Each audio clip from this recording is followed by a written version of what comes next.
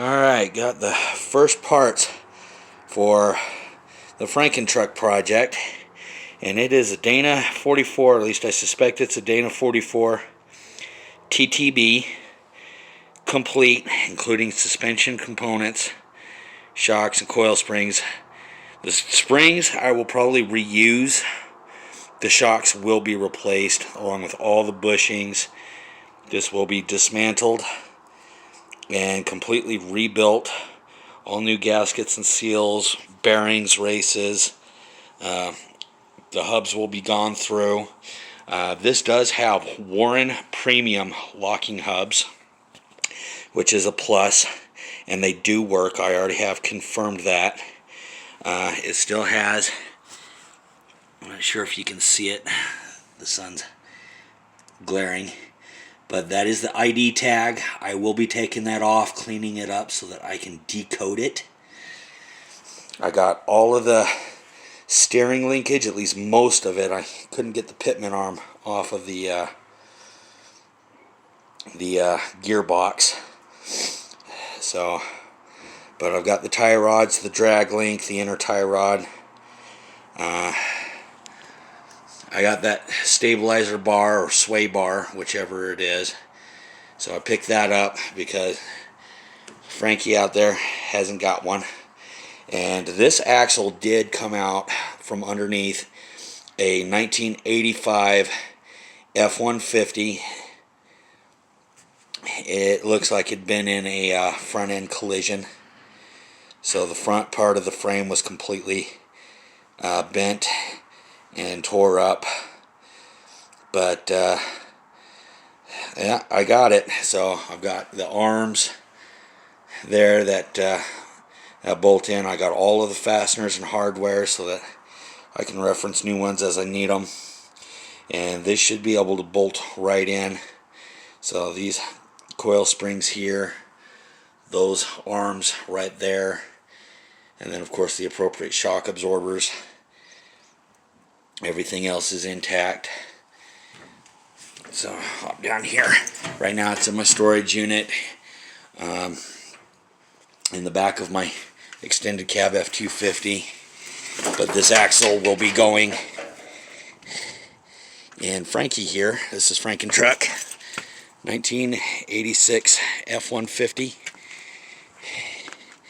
And it should be compatible, because even though this is two-wheel drive, I'm looking at that right there, matches the exact same,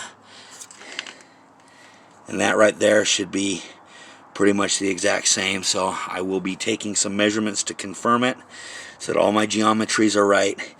But if anything, with those coil springs and other suspension components, that's going to give the front end of this truck at least a 2-inch lift, just so that the I-beams and differential can clear the not sure if you can see it, but right there it's got to clear the engine cradle. And this truck is equipped with a 4.9 liter carbureted 300. I will go through that in a later video. So,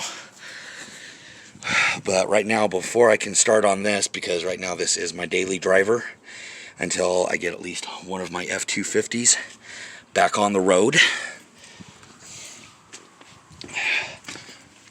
preferably this one. This is Green and Nasty 89 F250 extended cab. All three of my trucks are Fords. They are at least 30 plus years old, and the F250s are factory four-wheel drive. My single cab, affectionately named Old Floyd by its previous owner, has named it Floyd, and that is also equipped with a Dana 44 TTB. So I will go through that also in a later video. That's casting, so that is not a crack. That is good. Either which way, the steering knuckle's getting changed out anyway. Steering knuckle, spindle. I am going to go through and actually convert this over to an f250 TTB. So it's going to get the slightly larger hubs, the spindles, the axle shafts, even the third member will get changed out for the appropriate one to be able to support the 10 1/4 ring gear and the splines for the axle shafts as well. And that'll be at both ends. The hubs will get changed out for the appropriate ones for the 8th gen F250s, and those will be going to an 8-lug pattern instead of this 5-lug. But I should be able to keep those Warren premiums because the Dana 44 is a Dana 44. Even though this is a straight cone, the F250s, being a larger hub, are a tapered cone, but this should be the same size either which way. And then of course it'll get the replacement steering knuckles to support the larger brake rotors and the larger 2-piston calipers for the brake system. And then yeah, and I'm doing that because the 8.8 that's in Frankie out there will get swapped out for Sterling 10 1/4 full float rear axle. So big 3/4 ton axle. I'm going to be doing a 3/4 ton axle swap in my 1/2 ton, and I will also be doing an engine swap, a transmission swap, and adding a transfer case because Frankie is 2-wheel drive and I want it to be 4-wheel drive. So yeah, it's going to be a lot of work, but I am willing to invest the time and the money into it. And first things first, getting this completely rebuilt so that it can go underneath Frankie there, and then it will receive the rear axle and suspension at the same time, so that the front end is not sitting higher than the rear end, and I can keep it nice and level with good heavy-duty suspension. The truck will sit higher than factory ride height, and I'll also be able to put bigger wheels and tires on it, which will be 16-inch rims, and probably the factory size, at least for now, the factory size F250 tires, which I do believe are a LT, I want to say,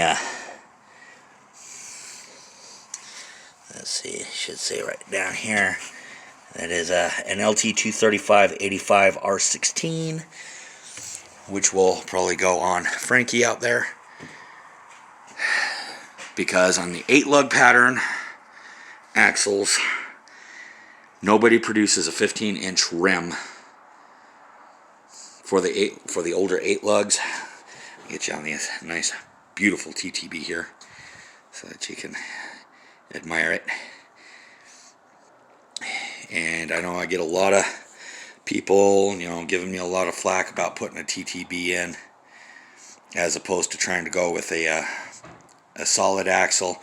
Thing is, Dana 44 solid and even a Dana 60 solid are next to impossible to find, especially being bolt and play to this project. There's going to be some cutting, some welding, some modifications, etc., etc., and I don't have the skills or the capability to be able to do that. So this has to be completely bolt and play. And on top of that, the Dana 44 TTB is a dime a dozen. They're commonly found, and there's plenty of parts in the aftermarket to support them, including OEM parts. So that is the reason why I have chosen this Dana 44 TTB out of an 85 F150 from the salvage yard. Thank you, Utah Pick Apart over on West 17th Street.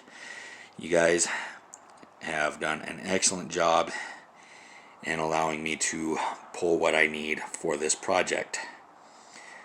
So with that, the next videos coming up will be a walkthrough of Frankie sitting out over here, and I will be doing that at home in my own leisure, probably rather soon, not sure when.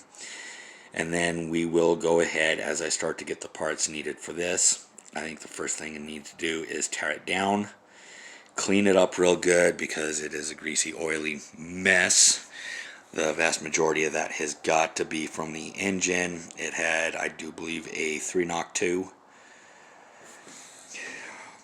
Or for some of you brain dead morons out there, that would be a 302 5.0 liter V8. It was factory fuel injected, which was common for the 85 and 86 model year F series, whereas the 5.8 and the 4.9 were still carbureted. 1, 2, and 4 barrel carburetors were factory options. And so, but don't make fun of the way I talk. I call it a 3-knock 2. I'm going to call it a 3-knock 2. If you don't like it, don't watch it. Plug your ears, do something. Anyway, but this is the Dana 44 TTB, and it will be getting ready for teardown and overhaul. It will get completely cleaned up. All of the rust, everything will be cleaned off. It will be repainted. And the engine cross member, as well as the rest of the chassis, when I get ready to install this, will also be thoroughly cleaned up. And will also be painted with chassis saver paint. Because here in northern Utah land, when it snows, they put down salt on the road, and salt and metal do not go together. Plus, we are less than 20 miles away. I'm smelling gasoline for some reason, I don't know why. But we are less than 20 miles away, or roughly about 20 miles away from the Great Salt Lake. So the salt content even in the air is actually fairly high. And to be able to prove it,